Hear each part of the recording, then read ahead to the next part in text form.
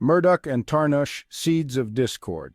In order for you to understand Atlantis, also called the Lost City of the Ancients and the City of the Ancestors, we must take you back to when Tarnush, also known as Humbaba, who was a disagreeable humanoid draconian reptilian who attacked the planet Rizq with a shield depleter, Aero-Sol, a gaseous suspension of fine solid or liquid particles. This substance can today be found in such produce as paint, detergent, or an insecticide packaged under pressure with a gaseous propellant for release as a spray of fine particles. Within the heart of the Anunnaki civilization, a rivalry simmered. Murdoch, a visionary leader, was renowned for his wisdom and compassion.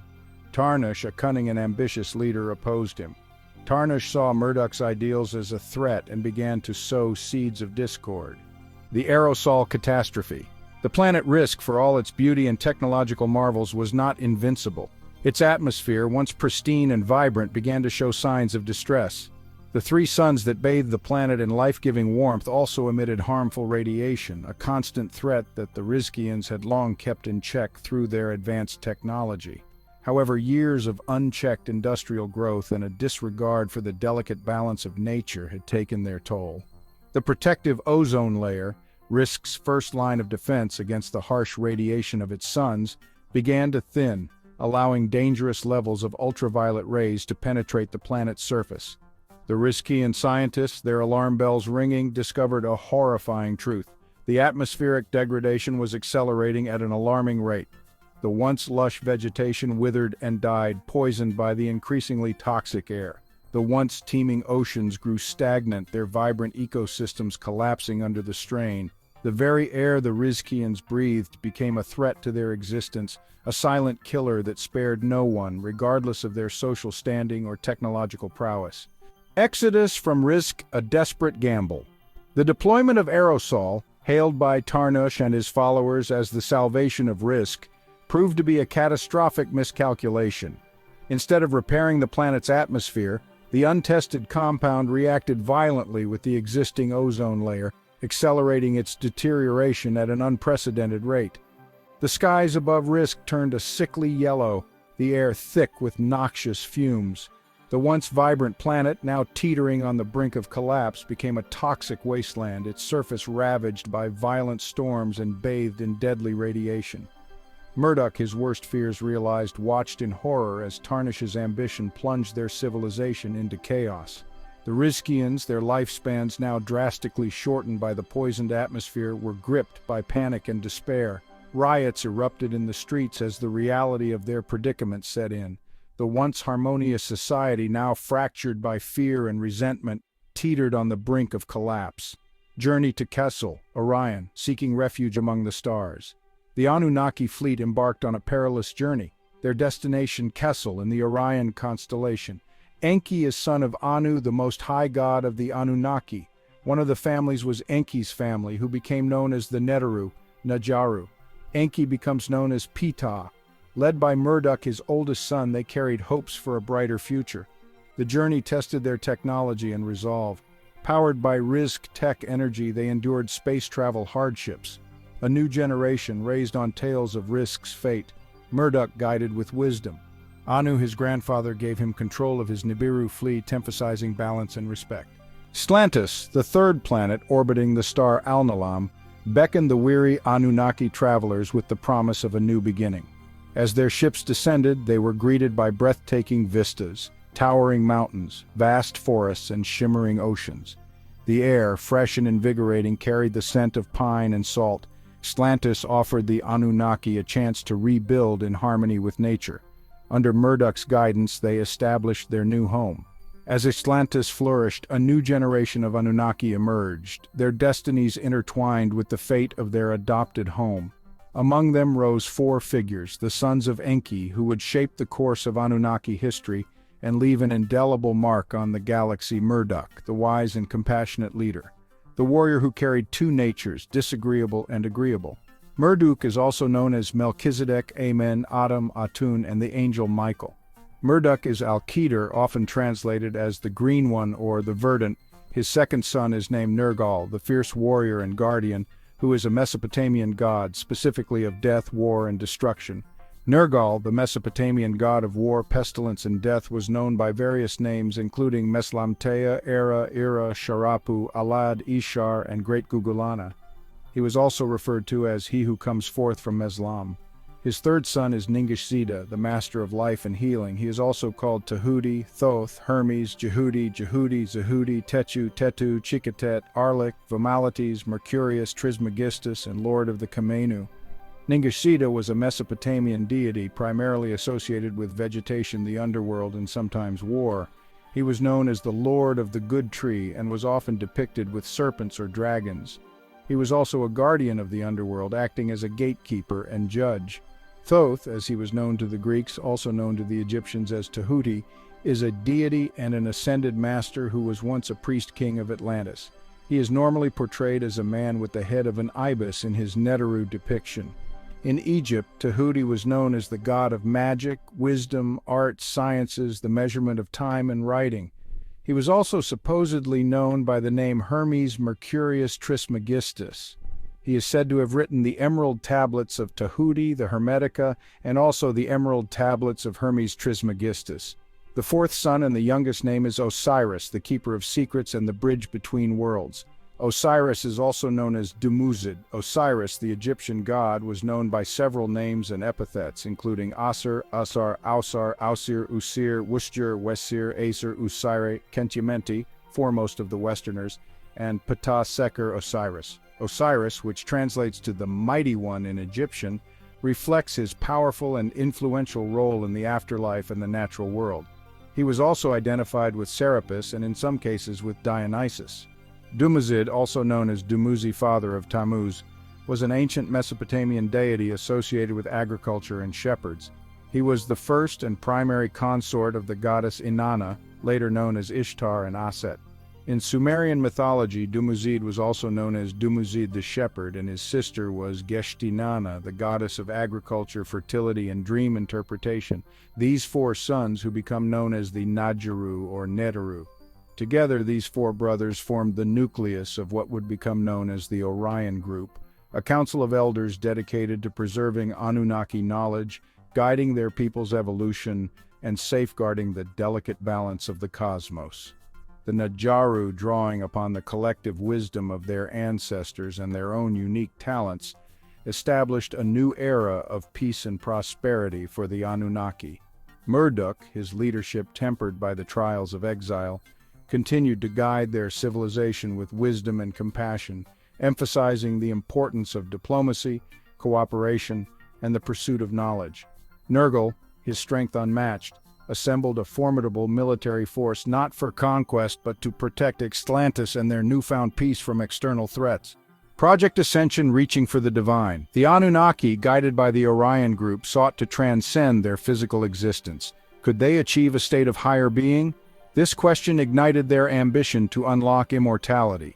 Thus began Project Ascension, testing Anunnaki ingenuity. The four brothers were working on Ascension technology. Hidden labs were established beneath Atlantis and on the 9th planet Memphis. There they pursued transcendence, studying texts and symbols. They eventually created a machine to help them ascend. They were already working on the Ascension technology on Rizq. They designed the Ascension Machine. The Ascension Machine was a piece of technology used by the Nadjaru during their tenure in the Orion Galaxy. The device was a technological machine created with the intention of accelerating the evolutionary process of a being. This worked on a genetic level and resulted in a mutation of the subject's genome, which provided numerous enhanced abilities such as healing, telekinesis, telepathy, superhearing, and so on. The intelligence of the subject dramatically increased as well and evolved the body to the point where it was capable of ascension. Brain scans showed a level of synaptic interaction much higher than normal. Unfortunately, the device had a fatal flaw. The changes wrought did not include the mental requirements necessary for ascension, which they found out could only be done naturally. As such, if an individual subjected to the machine did not attain the mental concentration needed to let go of their physical form, then the genetic modifications would eventually kill them in the process. As a result, the machine contained a great deal of information on humanoid physiology and could reverse the changes made so long as a previous template existed for reference. The machine itself appeared as a platform with a computer terminal that had access to a view screen where a user could analyze the data. Once activated, a device built on the ceiling directly above the terminal engulfed the user in a spiral of green energy, after which the subject would fall unconscious as the changes to their body began to take effect. The Nadjaru were responsible for the creation of the Ascension Machine, who not only used it in their experiments to attain ascension, but also as a potential escape from the draconian reptilians in the fifth and down. Many attempts were made to send someone to the seventh dimension, but every time they kept hitting a wall. Shadows of the past, the draconian threat. A shadow began to creep across their star system. Whispers of an ancient enemy reached the halls of Atlantis. The draconian reptilians emerged from the cosmic abyss. Driven by hatred, they regrouped and rebuilt their forces. News of the draconian resurgence reached the Orion group. Murdoch recognized the gravity of the threat. The draconians would stop at nothing to crush the Anunnaki completely. The draconians were a race of reptilian humanoids from Draconia. They built an empire so large it rivaled even Earth's own empire. Despite this, the two largely coexisted, with both races believing strongly in high morals and honor. The draconians were a tall reptilian species. They had pointed ears and bulging foreheads. They also had scaly skin on their necks and bodies. Strands of their DNA were found in the DNA of the chicken-like animals encountered by humans. Unlike most other humanoid species, draconians had 2 stomachs and 3 hearts. There are different species of draconian reptilians. Not all are hostile or disagreeable. The draconians were a very formal race, known for their adherence to rules and traditions. They believed that rules were made to be followed. Draconians also believed that men should not show sadness or cry, and that females were to serve the needs of the males. They had a strong sense of honor, symbolized by their weapons. They do not like the Anunnaki. The Ascension Machine, a technological gamble. Deep within Atlantis, the Orion group toiled in their state-of-the-art laboratories. Project Ascension aimed to transcend mortal limitations. Ningishita Tahuti made strides in genetic manipulation, extending lifespans. Yet, true immortality remained out of reach. Osiris explored consciousness and ethereal realms. His experiments hinted at a higher plane of existence. Ascension is a process that allows beings to be able to separate from their physical bodies and to live eternally as pure energy in a superior plane with a greater amount of knowledge and power. It can be a mental, spiritual, or evolutionary process, a direct result of obtaining a certain level of wisdom and knowledge as a civilization.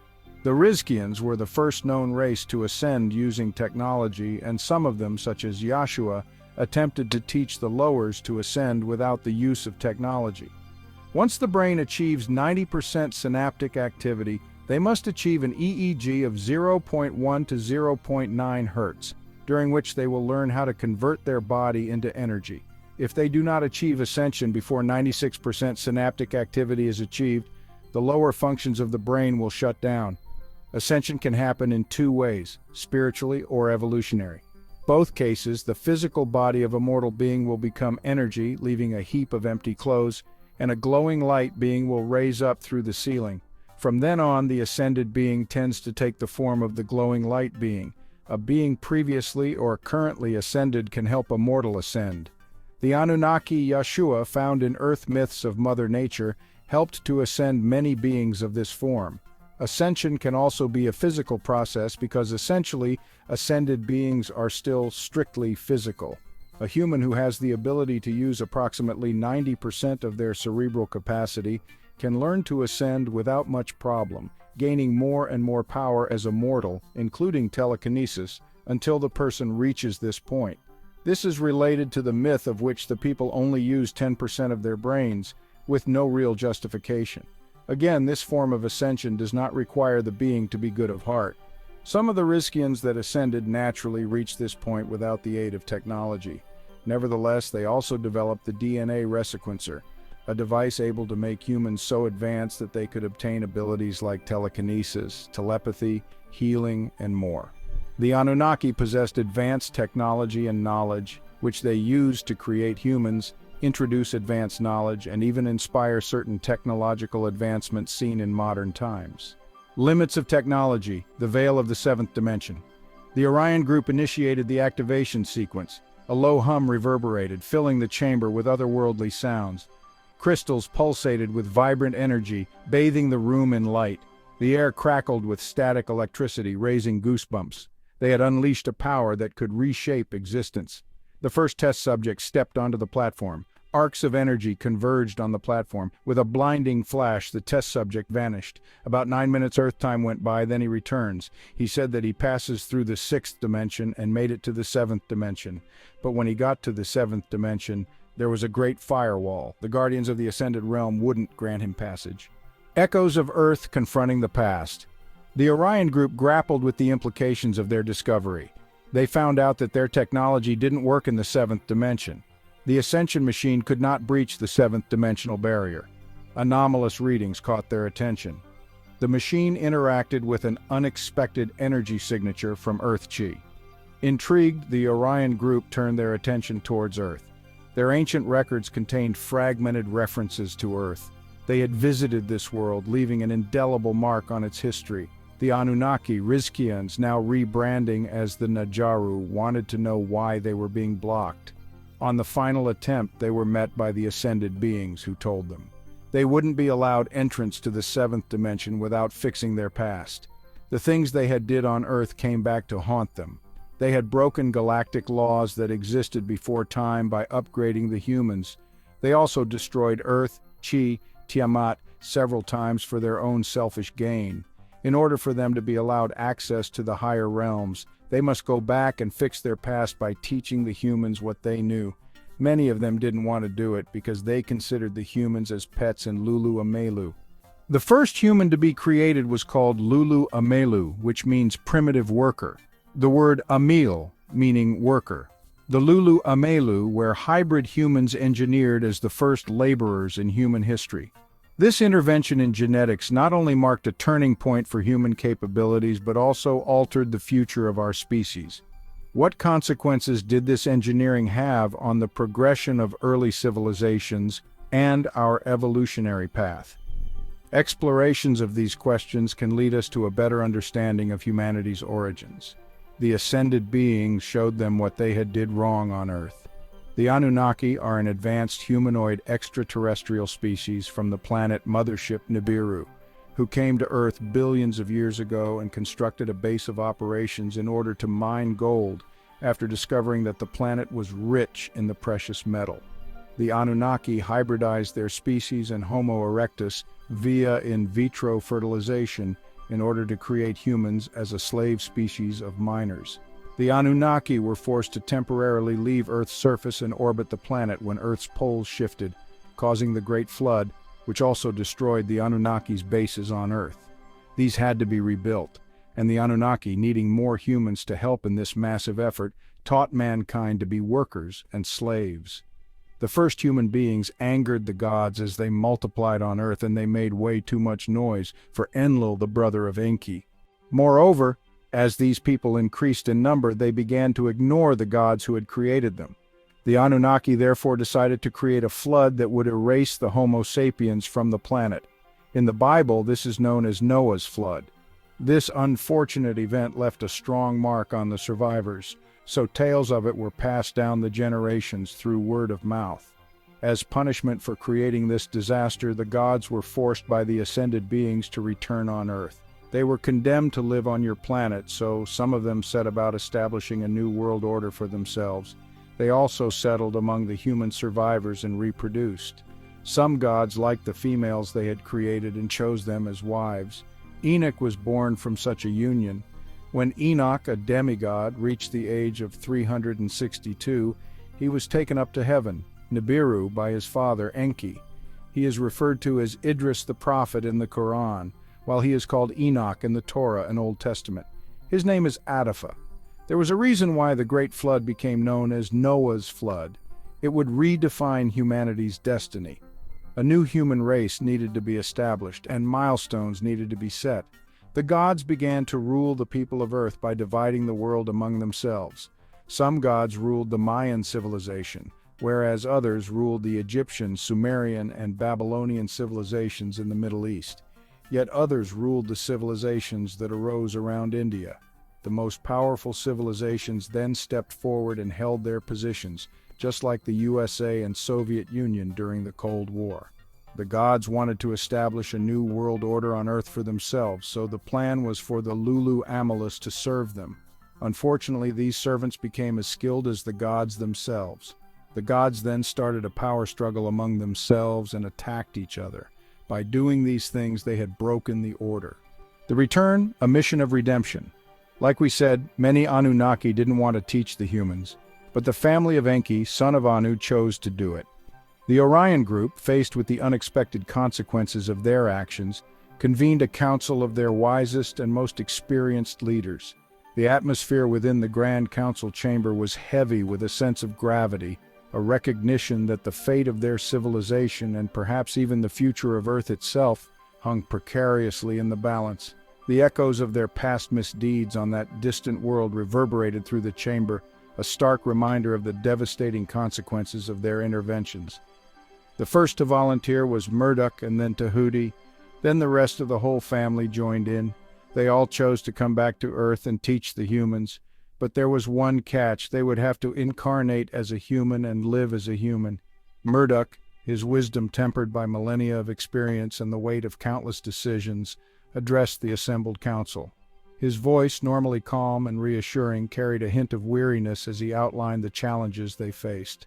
The Ascension Machine, their technological marvel, had revealed a path to transcendence, but it was a path shrouded in the shadows of their past.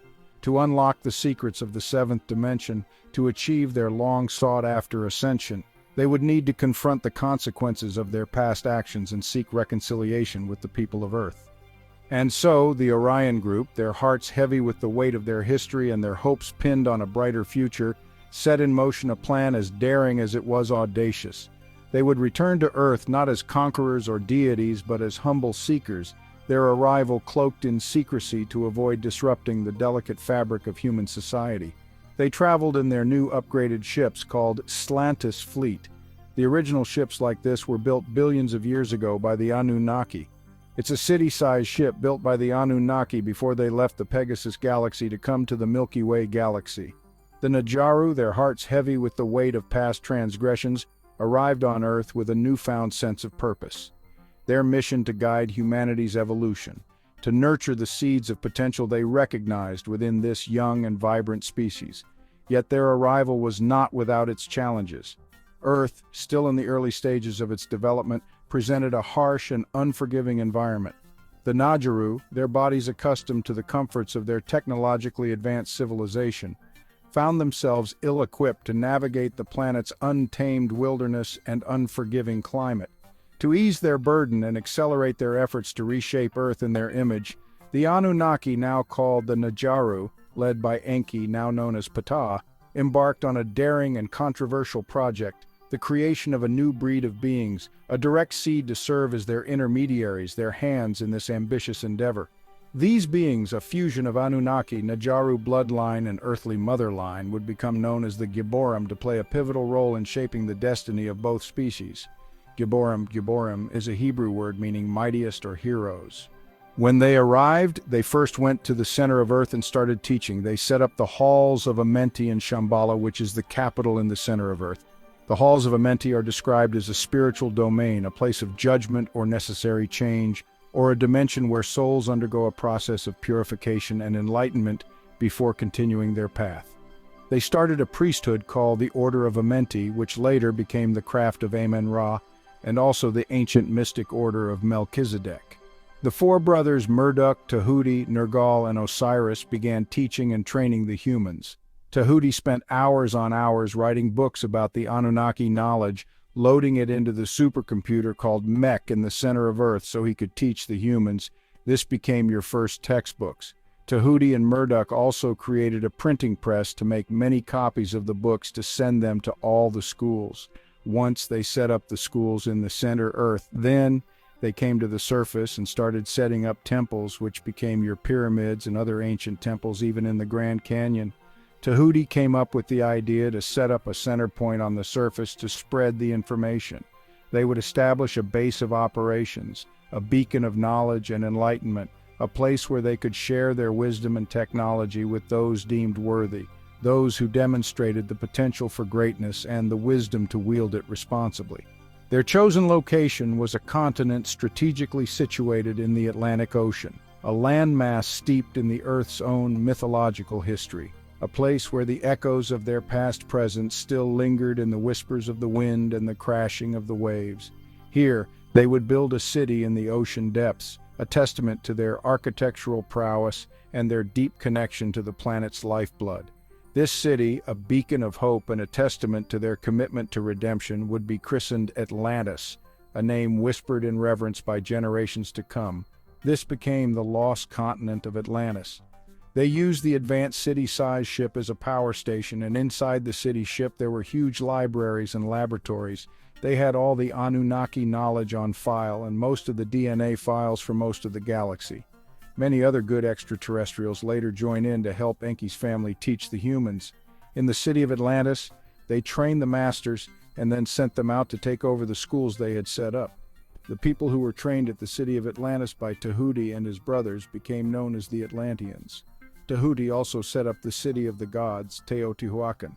Teotihuacan is an ancient Mesoamerican city located in a sub-valley of the Valley of Mexico, which is located in the state of Mexico, 40 kilometers, 25 miles, northeast of modern-day Mexico City.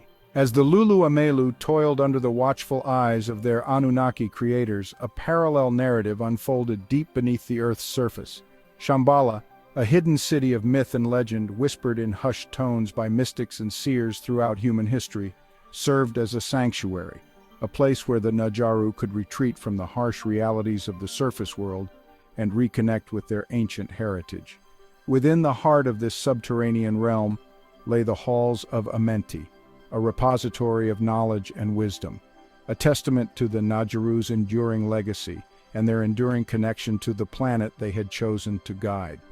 The halls of Amenti, bathed in an ethereal, otherworldly glow, were more than just physical structures. They were conduits to higher realms of consciousness, gateways to dimensions beyond the comprehension of ordinary humans. Here, within these hallowed chambers, the Nadjaru preserved their most sacred teachings, their knowledge of the cosmos, the nature of consciousness, and the secrets of creation itself. These teachings, passed down through generations since their exodus from Rizq, were deemed too powerful, too dangerous to be entrusted to a humanity still grappling with its own nascent awareness. The island, greater in size than Asia and Libya combined, it was home to a superior race of individuals, the children of the Nadjaru, who embodied the epitome of virtue and wisdom. It had an intricately designed city layout with concentric rings of water and land connected by tunnels wide enough to accommodate ships. But despite its glory, Atlantis suffered a catastrophic downfall, being attacked by the bad reptilians. The Atlanteans were not just intellectually superior but technologically advanced as well.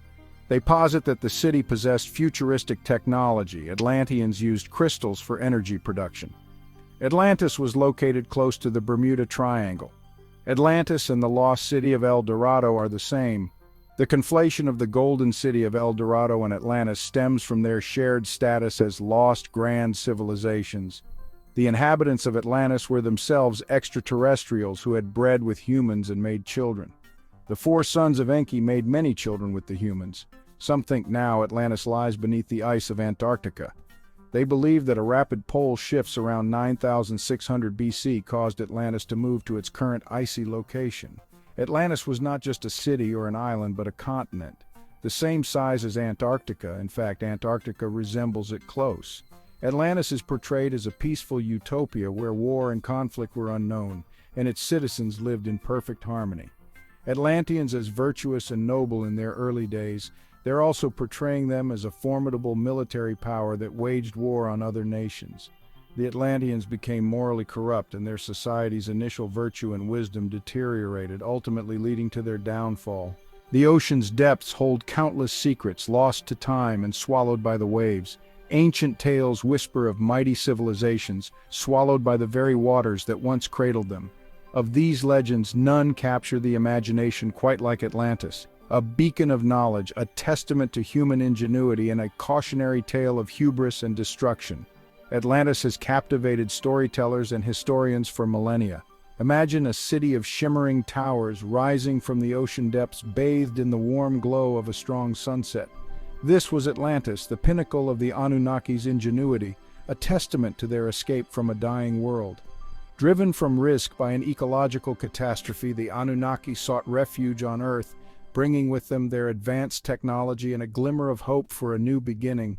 Led by the wise and benevolent Enki, a faction of the Anunnaki sought to create a haven of knowledge and peace. They envisioned Atlantis as a beacon of progress, a fusion of their ancient wisdom and Earth's nascent potential. But even in this paradise, shadows lurked. Within Atlantis's gleaming halls, a darkness stirred. The Anunnaki, once united in their quest for survival, found themselves fractured by ambition and mistrust. At the heart of this growing rift lay a fundamental disagreement over the very essence of their presence on Earth. Enki, guided by a sense of responsibility for the fledgling human race, believed that the Anunnaki should use their knowledge to guide humanity's evolution. He saw the potential for greatness within humans, a spark of divinity waiting to be kindled. But his vision was challenged by his brother Enlil, a stern and pragmatic leader who viewed humans as little more than tools to serve the Anunnaki's needs. Atlantis City, teeming with advanced technology and home to a race of beings far beyond human comprehension, the Anunnaki Nadjaru. Their civilization, spanning millennia, had reached unimaginable heights of technological advancement and spiritual enlightenment. They had mastered the secrets of energy manipulation, genetic engineering, and interstellar travel, their knowledge surpassing even the wildest dreams of humankind. Atlantis of unparalleled beauty was a testament to the Anunnaki's ingenuity. Atlantis, marvels of architecture and engineering, shimmered like jewels against the backdrop of the sun. Vast networks of crystalline structures harnessed the power of the sun, providing limitless clean energy to power their civilization. Within their towering academies, knowledge flowed freely, passed down through generations of scholars who dedicated their lives to unraveling the mysteries of the universe. The craft of Amen-Ra knowledge takes root.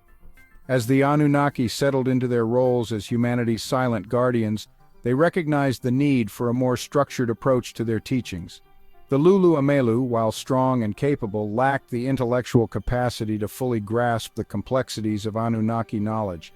A new approach was needed, one that recognized the unique potential of human consciousness and its capacity for growth and evolution. Thus, the Anunnaki established the craft of Amen-Ra, a priesthood entrusted with preserving and disseminating their wisdom through carefully guarded lineages of human initiates. The craft of Amen-Ra, named in honor of the Anunnaki sun god, represented a fusion of extraterrestrial knowledge and human understanding.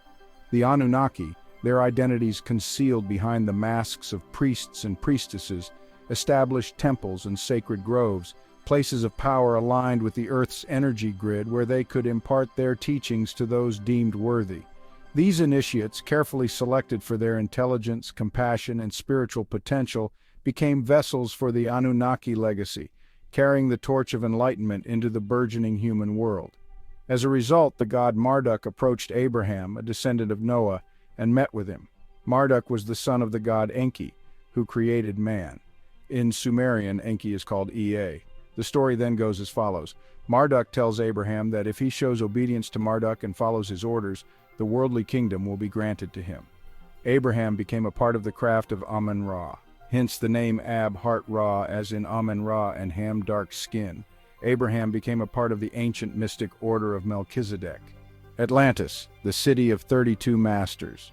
As the craft of Amen-Ra flourished, its tendrils reaching into every corner of the ancient world, the Anunnaki recognized the need for a central hub, a beacon of knowledge and enlightenment that could serve as both a repository for their wisdom and a training ground for humanity's most promising minds.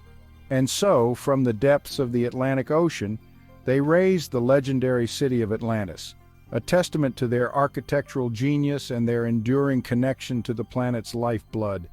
Atlantis, a shimmering marvel of crystalline light, rose majestically from the waves, its towers piercing the clouds, its gardens overflowing with exotic flora and fauna.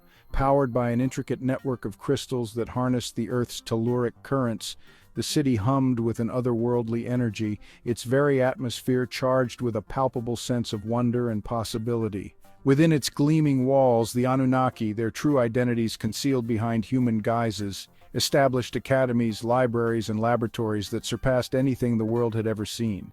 More seeds of discord, ambition, and the lust for power.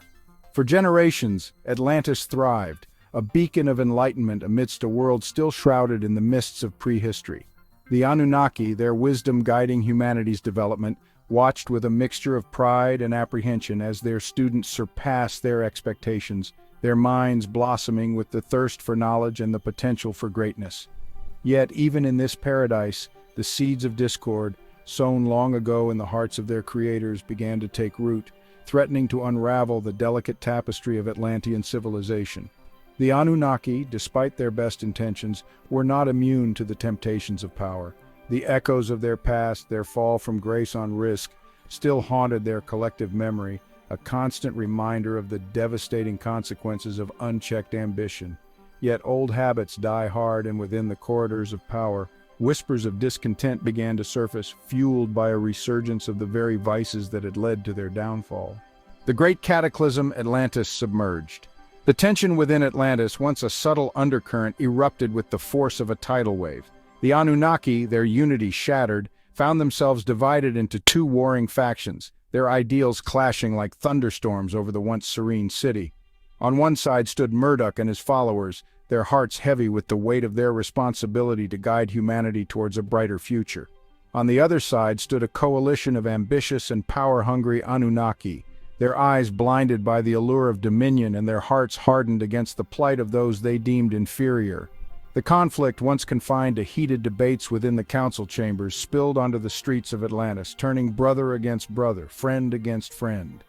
The city, once a symphony of harmony and enlightenment, became a battleground, its gleaming towers scarred by the fires of war, its gardens trampled underfoot by armies clashing in a feudal struggle for supremacy.